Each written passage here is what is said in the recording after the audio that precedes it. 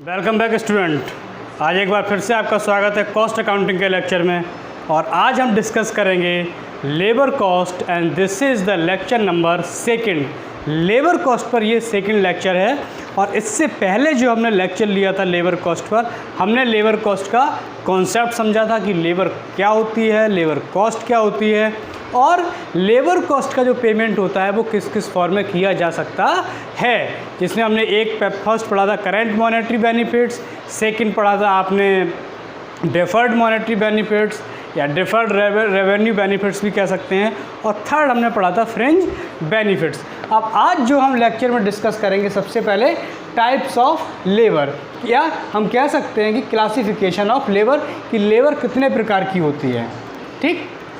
और कौन कौन से फैक्टर्स हैं जो लेबर की कॉस्ट को अफेक्ट कर सकते हैं। Factors those can increase the labour और those can decrease the labour, यानी कि factors those can affect the labour cost in both the ways, either they can increase और डिक्रीज। कि ऐसे कुछ फैक्टर्स हैं जो फैक्टर्स लेबर कॉस्ट को अफेक्ट करते हैं। अफेक्ट करने का मतलब है ये नहीं कि वो उसको इंक्रीज़ ही करेंगे, वो फैक्टर्स ऐसे हैं कि अगर उनको ठीक से कंट्रोल किया जाए, एफिशिएंटली जो है रिसोर्स का एलोकेशन किया जाए, तो हम अपनी लेबर कॉस्ट को जो है एक सर्टेन एक्सटेंट तक उसको डिक्रीज़ भी कर सकते हैं। We can reduce or decrease the labour by utilising our resources in an optimum manner. कि अगर हमारे जो रिसोर्सेज हैं, चाहे रिसोर्सेज वो कैपिटल हो, चाहे वो रिसोर्सेज मशीनरी हो, चाहे वो रिसोर्सेज हमारी ह्यूमन कैपिटल हो, मैन पावर हो, उसको अगर आप जो है एफिशिएंटली एलोकेट करोगे। अगर मान लीजिए एक लेबर कोई ले लें तो लेबर का असाइनमेंट कैसा होना चाहिए। There must be an assignment of labour, it means there must be the right person should be assigned to the right job, कि एक सही आदमी को ही सही जॉब या सही टास्क देना चाहिए। तभी जो है आप कह सकते हो कि yes we can reduce the labour cost, we can minimise the labour cost by efficiently allocating the resources of an enterprise. कि किसी भी एंटरप्राइज के रिसोर्सेज को एफिशिएंटली एलोकेट करने पर जो है आप लेबर कॉस्ट को और ओवरऑल टोटल कॉस्ट को आप रेड्यूस कर सकते हो। तो सबसे पहले आज हम डिस्कस करेंगे टाइप्स ऑफ लेबर। तो अगर हम देखें तो लिखें क्लासिफिकेशन ऑफ लेबर।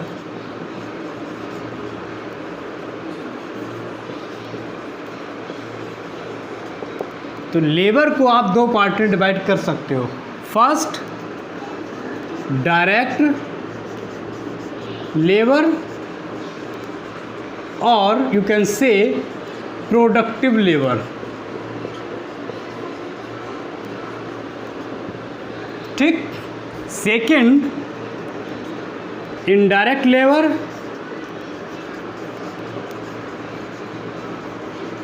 और अनप्रोडक्टिव लेबर, कोई भी टर्म यूज़ कर सकते हो। अब दोनों में क्या डिफरेंस है, what is the difference between direct labour and indirect labour. Direct labour और प्रोडक्टिव लेबर जो है, डायरेक्ट लेबर और प्रोडक्टिव लेबर उस वर्क फोर्स को कहते हैं, उन ह्यूमन एफर्ट्स को कहते हैं, those are being used directly or those are engaged directly in the production activities, or the person or the human capital which are responsible to produce any product or commodity। कि वो labour जो directly उस production activity को perform कर रहा है। जैसे मान लीजिए फर्नीचर है, फर्नीचर का अगर प्रोडक्शन होगा तो फर्नीचर का प्रोडक्शन कौन करेगा, कारपेंटर करेगा। तो in case of manufacturing furniture, carpenter will be the direct labour और प्रोडक्टिव लेबर। तो कोई भी मैन्युफैक्चरिंग कंसर्न है, कोई भी प्रोडक्शन आउटलेट है जहाँ प्रोडक्शन हो रहा है, मैन्युफैक्चरिंग हो रही है, असेंबलिंग हो रही है, तो जो लेबर डायरेक्टली प्रोडक्शन में, डायरेक्टली मैन्युफैक्चरिंग में, डायरेक्टली असेंबलिंग ऑफ प्रोडक्ट्स में जो इन्वॉल्व है, जो उसको कर रहा है, the person who is doing the production activity, directly will be termed as direct labor और production labor। वही इनडायरेक्ट लेबर क्या है? इनडायरेक्ट लेबर जो वो लेबर है जो इन्वॉल्व तो है लेकिन वो डायरेक्टली प्रोडक्शन एक्टिविटी में इन्वॉल्व नहीं है। जैसे मैनेजर ऑफ मैन्युफैक्चरिंग फर्म, कि किसी मैन्युफैक्चरिंग फर्म का मैनेजर है, वो एक डायरेक्ट लेबर में नहीं आएगा, बिकॉज ही और she is not manufacturing something. वो डायरेक्टली तो मैन्युफैक्चरिंग या प्रोडक्शन एक्टिविटी में है नहीं। प्रोडक्शन होगा तो भी मैनेजर अपनी एक्टिविटी करता रहेगा, प्रोडक्शन नहीं भी होगा तब भी वो अपने मैनेजर फंक्शन को परफॉर्म करेगा। बट जो डायरेक्ट लेबर है, डायरेक्ट लेबर अपनी एक्टिविटी को तभी परफॉर्म करती है जब प्रोडक्शन या मैन्युफैक्चरिंग होती है।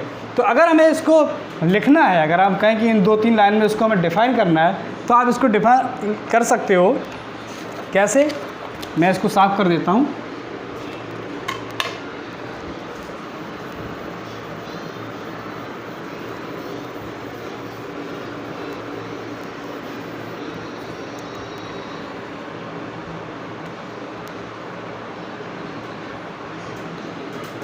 डायरेक्ट लेबर क्या होगी? The labour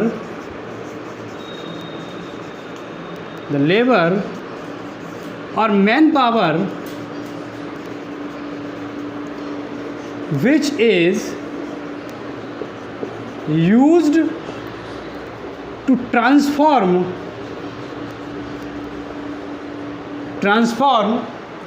the condition, shape and structure of our raw material into final products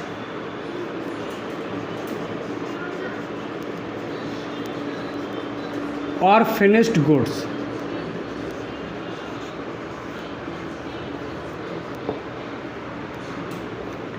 तो वही बात हो गई कि डायरेक्ट लेबर क्या है? The labour or man power which is used to transform the condition, shape and structure of a raw material into final product or finished good.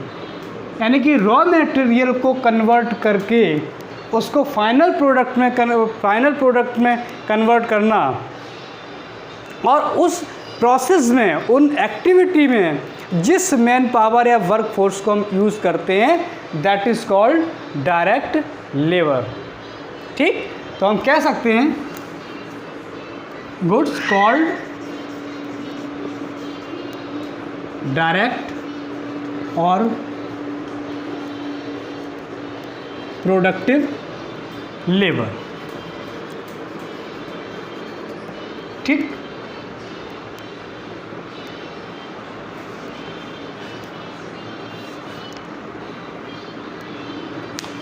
अब आप बात करते हैं इनडायरेक्ट लेबर और अनप्रोडक्टिव लेबर। इनडायरेक्ट लेबर जो है, और एक चीज़ और बता दें, जो डायरेक्ट लेबर है it is a variable cost.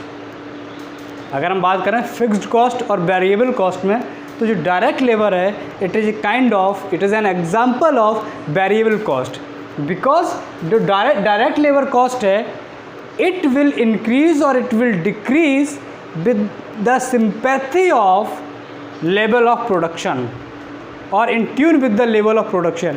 कि direct labour and there is, you can say there is a linear relationship between the volume of production and the level of direct labour and the volume of labour cost.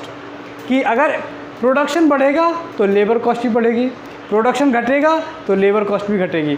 क्यों? क्योंकि जब production बढ़ेगा तो आपको ज़्यादा labour की requirement होगी, production कम होगा तो आपको कम लेबर की रिक्वायरमेंट होगी।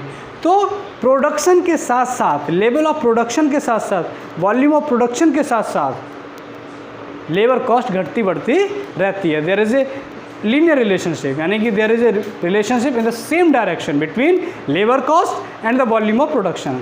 ठीक? So you can say it is an example of variable cost, it is a kind of variable cost. अब हम बात करते हैं इनडायरेक्ट लेबर और अनप्रोडक्टिव लेबर की।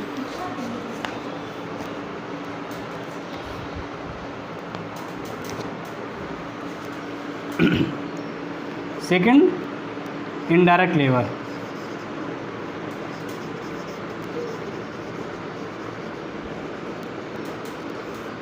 ये कौन सी लेबर है?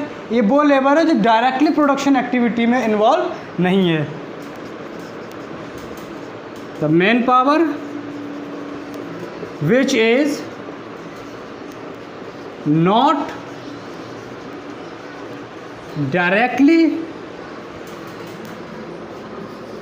engaged with, which is not directly engaged in production activities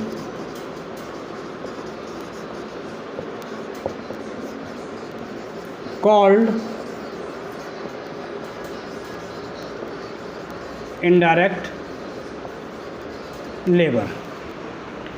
जैसे मैनेजर हो गया, सुपरवाइज़र हो गया, टेक्निकल एक्सपर्ट्स हो गए, ठीक, या स्किल्ड वर्कर्स हो गए, वो सभी जो है हमारे इनडायरेक्ट लेबर की कैटेगरी में आते हैं। ठीक है, सिक्योरिटी गार्ड्स हो गए, चौकीदार हो गए, all these are the example of indirect labour because they are not directly involve in the production activity. Direct labour में केवल वही लेबर आती है जो उस प्रोडक्शन एक्टिविटी को परफॉर्म करती है। जैसे एक मशीन ऑपरेटर है, machine operator will be the direct labour. क्यों? मशीन कब ऑपरेट होती है? जब प्रोडक्शन होता है, तो machine operator will be the direct labour. Carpenter will be the direct labour. कोई भी हो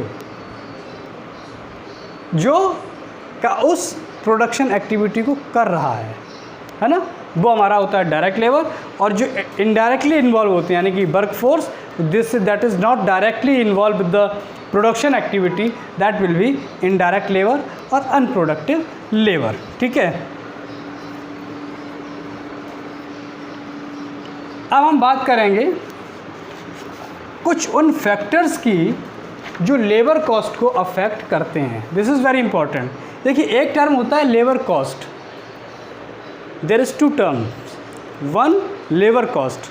लेबर कॉस्ट में हम सिर्फ ये कैलकुलेट करते हैं कि how much labour cost has been incurred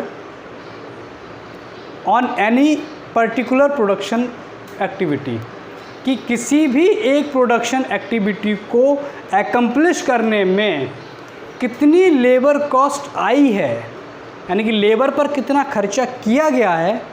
only this is ascertained under labour cost. वो लेबर कॉस्ट कितनी भी हो सकती है। लेकिन दूसरा टर्म है लेबर कॉस्ट कंट्रोल। सी, मैं इसको साफ कर देता हूँ।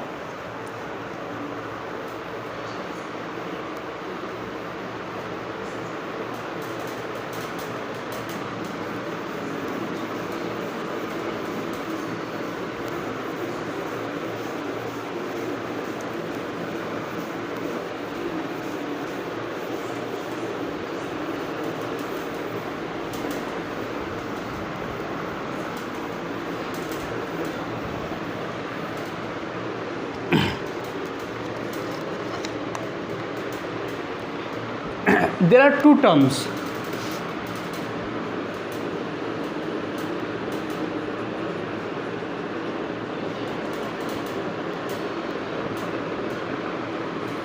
First,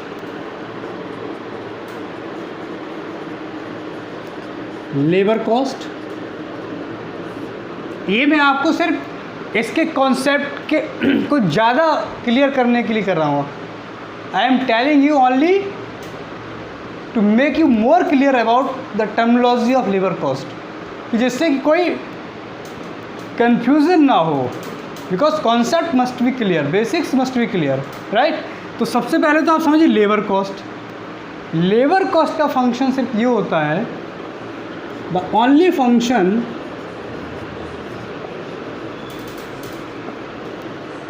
of labour cost is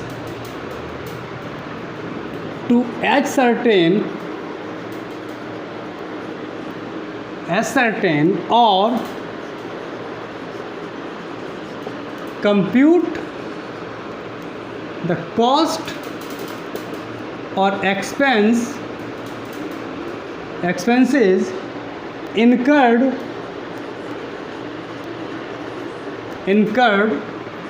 to accomplish to accomplish any production or manufacturing activity. ठीक, कि इसका सिर्फ लेबर कॉस्ट का सिर्फ एक ही मेजर फंक्शन है। There is only one primary function of labour cost and that is what, that is to ascertain or compute the cost or expenses incurred to accomplish any production or manufacturing activity। कि किसी भी production और manufacturing activity को complete करने में, accomplish करने में कितनी कॉस्ट और खर्चा हुआ है, किस पर, लेबर पर, that is only ascertained under labour cost. This is the labour cost. Labour cost का और कोई दूसरा फंक्शन नहीं होता है। अगर आपसे पूछा जाए what is the main function of labour cost, then you have to answer that there is one major function of labour cost and that is to calculate the compute that how much labor cost has been incurred on to accomplish any manufacturing or production activity, right? second term है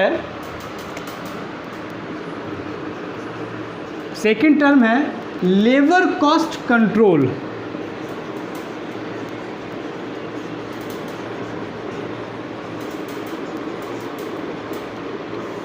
labor cost control, labor cost control is a different term than that of labor cost.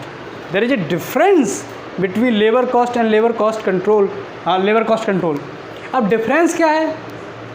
Difference ये है कि labour cost तो सिर्फ आपको ये बता देगी कि इस एक्टिविटी को करने में labour cost only says that this amount of expense has been incurred in performing this particular activity, this particular production activity। लेकिन वो ये नहीं बताएगा, लेबर कॉस्ट ये नहीं आपको बता सकती, labour cost does not explain, labour cost does not tell you the manner that this cost, how you can reduce this cost, कि अगर आपको उस कॉस्ट को कम करना है जो एग्जिस्टिंग कॉस्ट स्ट्रक्चर है, उस एग्जिस्टिंग कॉस्ट स्ट्रक्चर को if you want to reduce that cost structure, that will not be facilitated by labor cost। तो फिर हम आते हैं लेबर कॉस्ट कंट्रोल पर।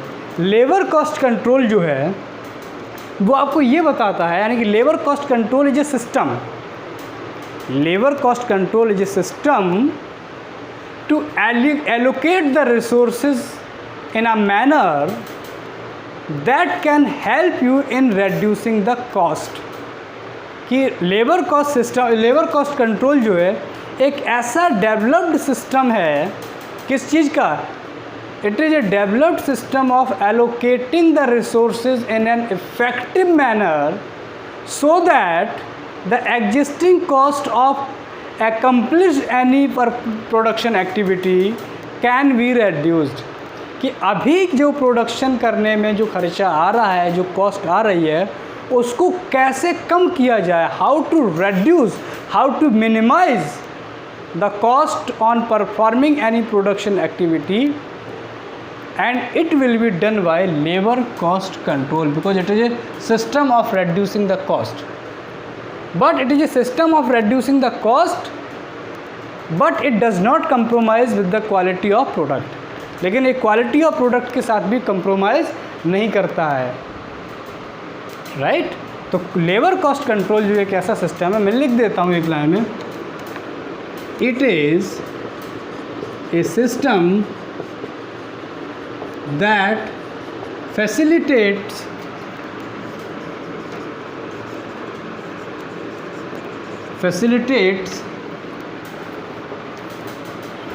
facilitates to reduce and decrease the cost by executing or implementing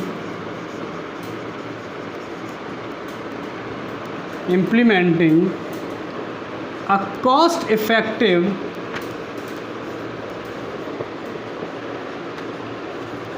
system in production process.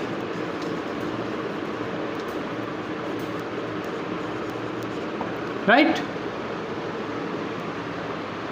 ये जो है एक ऐसा सिस्टम है जो आपकी कॉस्ट है उसको रेड्यूस करने में आपकी हेल्प करता है. It helps you in reducing the cost on any production activity.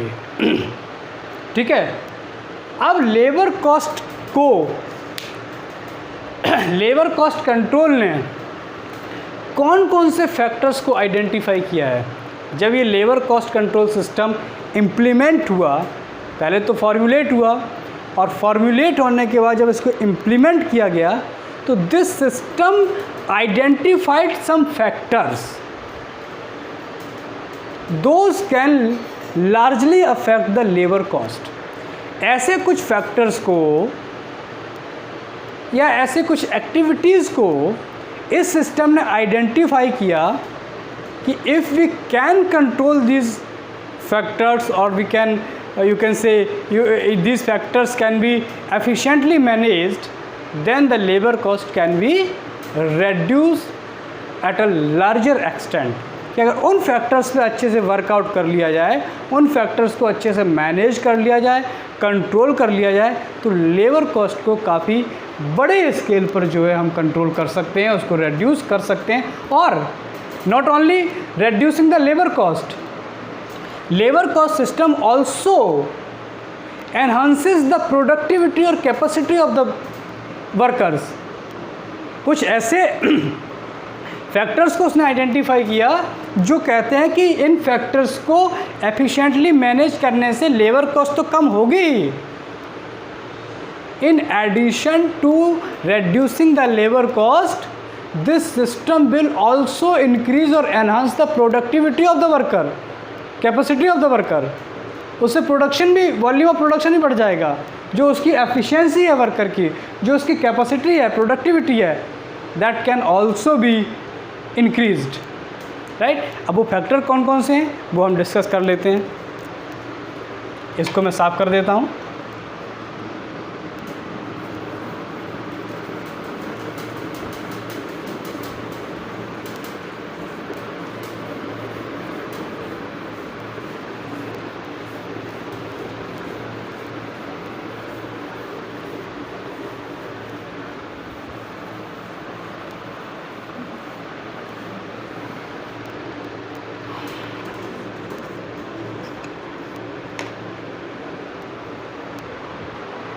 तो हम लिखते हैं यहाँ पर ऊपर इम्पॉर्टेंट फैक्टर्स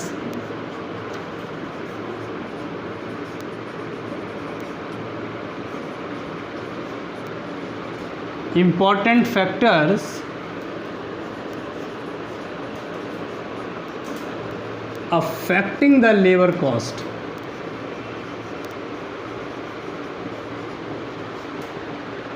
ठीक. Important factors affecting the labor cost.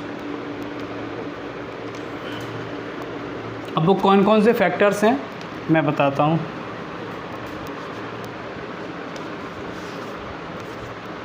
First, time and motion study. इनको एक्सप्लेन बाद में करूँगा, पहले मैं लिख देता हूँ. इसको फैटीग स्टडी भी बोलते हैं. फैटीग मीन्स थकान. ठीक. Second, job evaluation and merit rating. दोनों में डिफरेंस होता है. जॉब एवेल्यूएशन किसी के द्वारा किए गए काम का एवेल्यूएशन होता है और मेरिट रेटिंग एक इंडिविजुअल की असेसमेंट होता है. राइट. आगे बताऊंगा. थर्ड है ओवर टाइम. ओवर टाइम क्या होता है? ओवर टाइम होता है जब आप normal working routine working hours से उससे ज़्यादा करते हो तो जो एक्सेस टाइम आप कंट्रीब्यूट कर रहे हो that is called over time. Next आपका आता है idle time, that is very important. बताऊंगा क्या होता है आइडल टाइम। फिफ्थ आपका है कैजुअल वर्कर।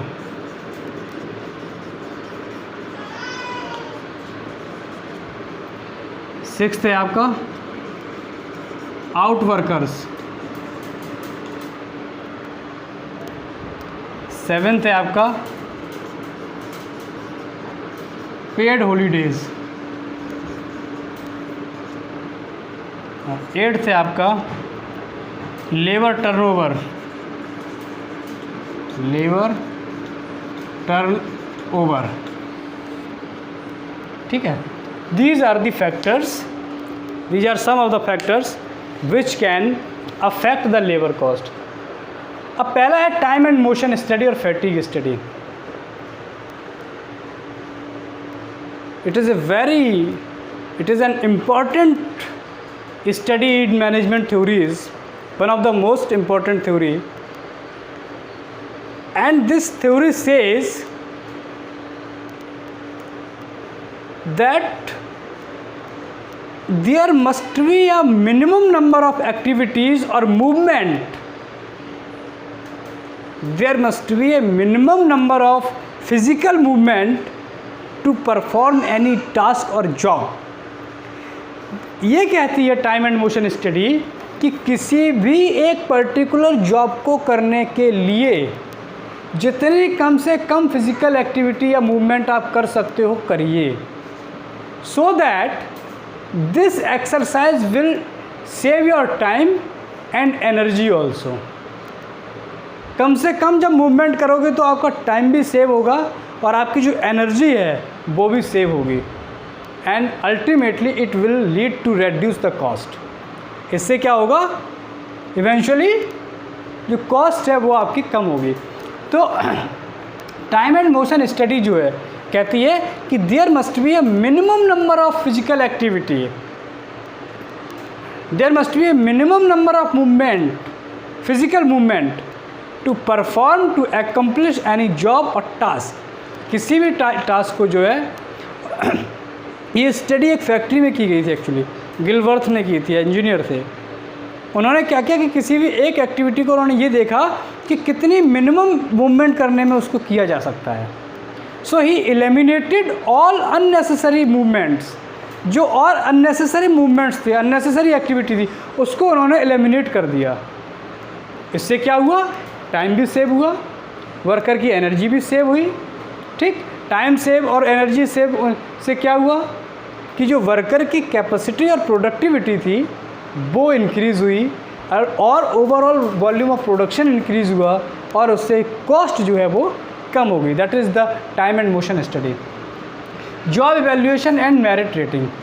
जॉब इवैल्यूएशन क्या, it is a performance appraisal technique, it is a kind of performance appraisal technique. कौन कैसा काम करता है या जो काम उसने किया है वो कितना एफिशिएंट है।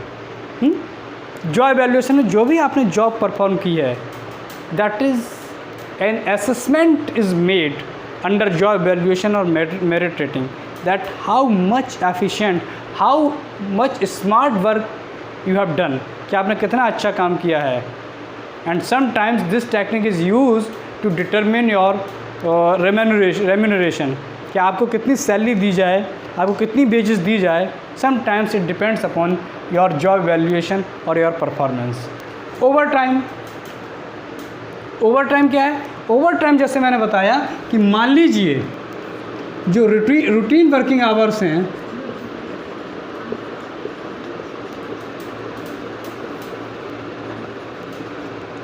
वो मान लीजिए 9 AM to 5 PM यानी 8 आवर्स। इतना तो आपको करना ही है because it is the routine, it is routine hours. But आपने काम किया 9 AM to 7 PM, तो ये जो 2 आवर्स आपने ज़्यादा काम किया है, यानी टोटल आपने 10 आवर्स काम किया है, उसमें 8 आवर्स तो नॉर्मल था, आपने 2 घंटे ज़्यादा काम किया है, तो ये जो एडिशनल है टाइम है, the additional time that you have contributed to your organisation, firm और कंपनी और factory, that is called overtime. और ओवर टाइम का पेमेंट करने का इंडियन फैक्ट्री एक्ट 1948 में, जो इंडियन फैक्ट्री एक्ट 1948 है, उसमें प्रोविज़न है कि जो ओवर टाइम का पेमेंट होगा वो नॉर्मल वर्किंग आवर से डबल होता है। मान लीजिए रूटीन वर्किंग आवर में आपको 1 घंटे का 200 रुपये मिलता है, लेकिन आपने 2 घंटे ओवर टाइम किया है तो आपको 200 रुपये के रेट से नहीं मिलेगा, आपको 400 रुपये के रेट से ओवर टाइम का पेमेंट किया जाता है according to the provision laid down in the Indian Factory Act 1948। ठीक।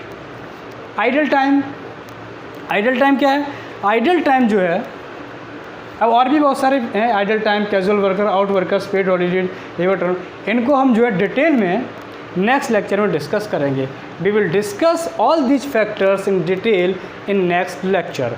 सो अभी ये जितना मैंने समझाया है उसको गो थ्रू करना, उसको समझना, और if you find any difficulty then you can discuss with me. Thank you very much.